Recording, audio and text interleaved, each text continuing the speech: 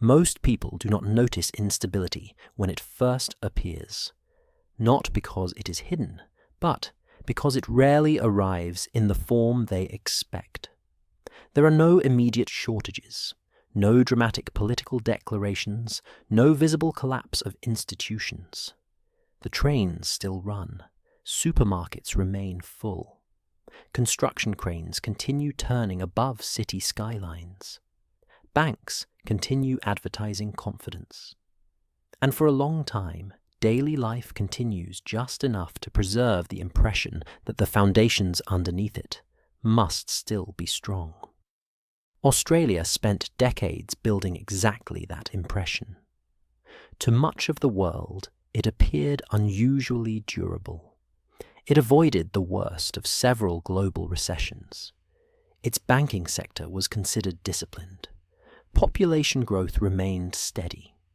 Resource exports created long periods of prosperity that many advanced economies quietly envied. Even during moments of global uncertainty, Australia often seemed insulated by geography, commodities, and political continuity.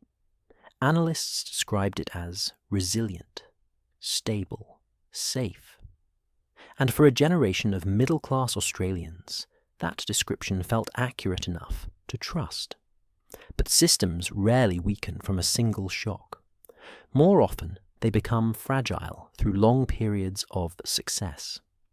Stability itself changes incentives. Governments grow accustomed to uninterrupted growth. Financial institutions begin treating elevated asset prices as permanent conditions rather than temporary outcomes. Households slowly reorganize their lives around assumptions that only function if prosperity continues indefinitely. Over time, the structure beneath the stability begins to narrow. In Australia's case, housing gradually stopped functioning primarily as shelter, and increasingly became the mechanism through which national confidence expressed itself. Rising property values were not merely tolerated. They became central to retirement expectations, household wealth calculations, lending practices, state revenues, and political caution. Entire sections of the economy adjusted themselves around the continuation of that upward movement. Historically, this pattern is not unusual. Spain experienced versions of it before the 2008 financial crisis. So did parts of Canada during prolonged housing expansion. Japan in the late 20th century developed its own form of asset certainty, where land values appeared almost incapable of meaningful decline. In each case, the system did not fail because people suddenly became irrational. It weakened because stability changed what institutions considered normal. The most important shifts are often behavioral, long before they become financial. Younger households begin postponing milestones that earlier generations treated as routine. Families remain renters longer than expected. Dual incomes become necessary not for advancement, but for maintenance. Professionals with stable employment discover that security no longer produces the lifestyle it once guaranteed. Meanwhile, older asset holders experience the same environment very differently, because systems built around asset appreciation reward timing as much as labor. At first, this merely feels unfair. Later, it begins altering social trust itself. The language surrounding national prosperity also changes quietly. Economic growth continues to be reported in aggregate terms, even while daily experiences become increasingly narrow. Strong headline numbers coexist beside rising private anxiety. A country can technically expand while portions of its middle class begin feeling psychologically defensive. That contradiction confuses people because modern societies are taught to interpret growth as proof of collective improvement. History suggests otherwise. Late-stage stability often produces environments where official indicators remain convincing even as ordinary confidence begins eroding underneath them. The Soviet Union maintained impressive industrial statistics deep into periods of internal exhaustion. Argentina repeatedly experienced phases where financial systems appeared functional shortly before confidence abruptly reversed. Britain after the Second World War remained globally recognizable as powerful long after many domestic realities had fundamentally changed. Decline in advanced systems is rarely experienced first through catastrophe. It is experienced through compression, a narrowing of expectations, a growing sense that ordinary effort no longer restores predictability. And once that feeling begins spreading through the middle class, stability itself starts becoming more difficult to maintain. Because middle classes do not merely consume prosperity. Historically, they are often the emotional infrastructure that allows societies to believe in continuity. What makes these periods difficult to recognize in real time is that the mechanisms behind them rarely appear dangerous individually.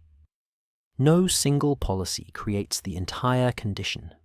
No single institution controls it completely. Instead, fragility emerges from the interaction between incentives that all appear rational when viewed separately. Australia's dependence on continuously rising property values did not begin as a national strategy. It evolved gradually through taxation structures, credit availability, migration patterns, investor behavior, and political caution. Each part reinforced the others. Rising prices increased household wealth on paper. That perceived wealth encouraged borrowing and consumption. Banks expanded lending into the same sector because it appeared historically secure.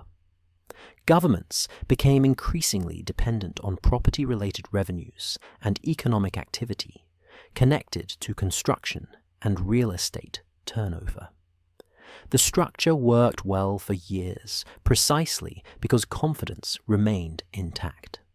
Historically, this resembles a pattern seen repeatedly in mature economies approaching periods of stagnation. Asset appreciation begins replacing productivity growth as the primary source of perceived prosperity, instead of societies becoming substantially more efficient, more innovative, or more materially abundant. Wealth increasingly concentrates through ownership of existing assets. In those conditions, younger populations often experience the economy differently from older generations, not because they work less, but because entry costs into stability rise faster than income itself. This creates a subtle but important psychological shift. The middle class begins transitioning from participants in growth to managers of pressure. Savings no longer feel like advancement. Employment no longer guarantees mobility. Long-term planning becomes increasingly dependent on avoiding disruption rather than pursuing opportunity. Under those conditions, even small external shocks begin carrying disproportionate emotional weight, because households are already operating close to their structural limits. Past societies often misunderstood this stage because visible prosperity still existed. Shops remained open. Infrastructure still functioned. Financial systems still appeared orderly. But underneath, resilience had weakened. The margin for error had narrowed. And once societies lose margin, stability stops being a permanent condition. It becomes a continuous balancing act that depends on confidence surviving longer than the pressures underneath it. The final phase of instability is often misunderstood because people imagine collapse as a singular event. History rarely works that way. Systems usually spend years absorbing pressure quietly before a trigger reveals how much resilience has already disappeared. By the time the public recognizes the shift, the structural weakening has often been underway for far longer than anyone realized. This is why collapses feel gradual at first, then suddenly unavoidable.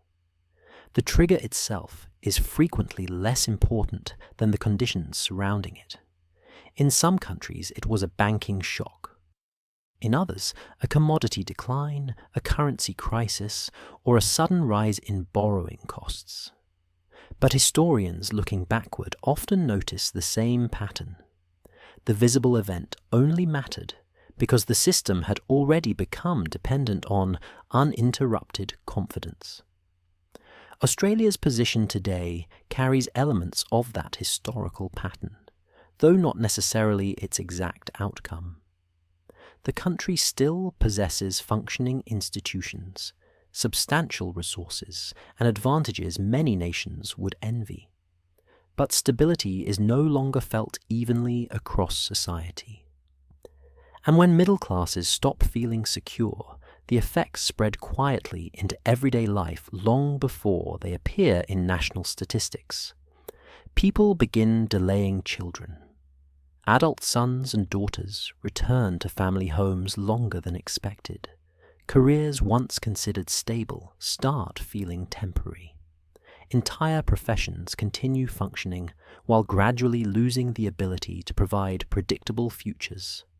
Conversations change tone, not openly fearful, just more restrained, more cautious. Less certain that effort alone still guarantees continuity. Historically, this emotional transition matters more than governments usually expect. Middle classes are not only economic categories, they are psychological stabilizers inside advanced societies. They absorb shocks, maintain routines, sustain consumer confidence, and preserve belief in institutional fairness. When that layer begins feeling compressed for too long, nations do not collapse immediately. Instead, they slowly become harder to govern, harder to unify, and harder to reassure. And that process often remains invisible while it is happening. Because modern societies are very good at preserving the appearance of normality. Lights remain on. Markets continue operating. Public language stays optimistic. But beneath the surface, expectations narrow year after year, until people eventually realize they are no longer trying to build futures larger than their parents had, only to preserve fragments of what once felt ordinary. That is usually the moment when a society begins understanding that instability did not arrive suddenly. It had been accumulating quietly the entire time.